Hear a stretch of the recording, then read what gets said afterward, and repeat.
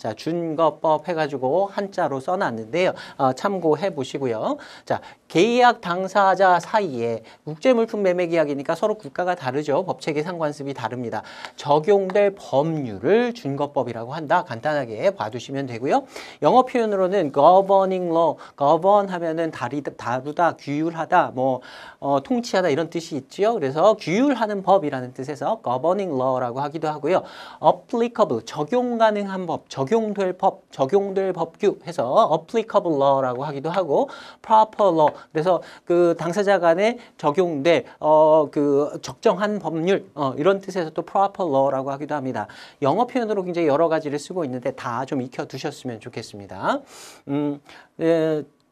관련돼서 그래서 준거법을 결정하지 않으면 둘이 합의를 해두지 않으면 분쟁을 미리 예방하는 데 좀 문제가 생기고요. 그다음에 또 분쟁을 또 해결하기 위해서 이런 준거법들이 필요하다라고 정리를 해두시면 됩니다.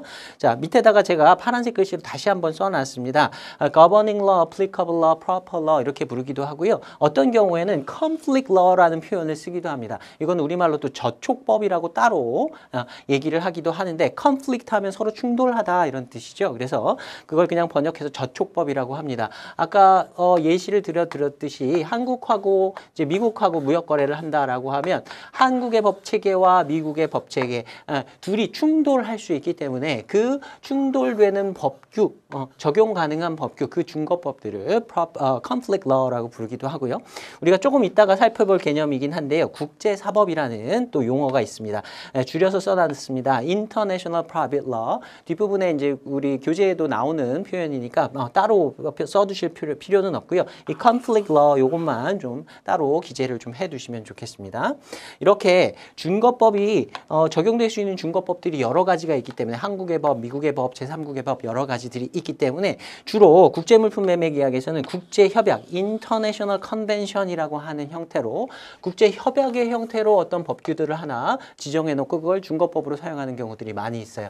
대표적인 예시가 CISG라고 부르는 우리가 뒷부분에서 좀 자세히 공부를 할 협약입니다. 이런 국제협약을 사용한다든가 그다음에 상관행이라는 건 상인들 간의 어떤 관행을 얘기하는 거예요. 이건 사실 법은 아니지만 관행이라고 하면 법률과 거의 동등한 어떤 효력을 부여해서 그 상거래에 있어서는 그 관행도 굉장히 중요한 부분으로 당사자 간의 의사를 해석한다든가 계약을 해석한다든가 내용을 해석한다든가 할 때 사용을 하기도 합니다. 그런 관행들도 국가마다 좀 다르기 때문에 상관행을 통일하기 위한 규칙들도 많이 지정을 해서 사용을 하고 있습니다. 우리가 뒷부분에서 인코텀스 2010이라고 하는 정형거래 조건의 해석에 관한 통일 규칙 이라는 게 또 있습니다. 이런 것들도 공부를 하게 될 거고요. 나중에 결제 쪽에 가면 신용장 통일 규칙 UCP라든가 그다음에 추심 통일 규칙 URC라든가 이런 내용들도 다 이러한 법 체계와 상관습이 상이한 내용들을 국제물품 매매 거래에서 규율하기 위해서 사용하는 준거법의 일종이다. 이렇게 기억을 해두시면 되겠습니다. CISG라든가 인코텀스, UCP, URC들은 다 우리가 교재에서 뒷부분에서 상당한 부분을 할애해가지고 공부를 하게 될 내용이니까 미리 한번 내용들을 이름들을 한번 봤다 이 정도로 보고 넘어가면 되겠습니다.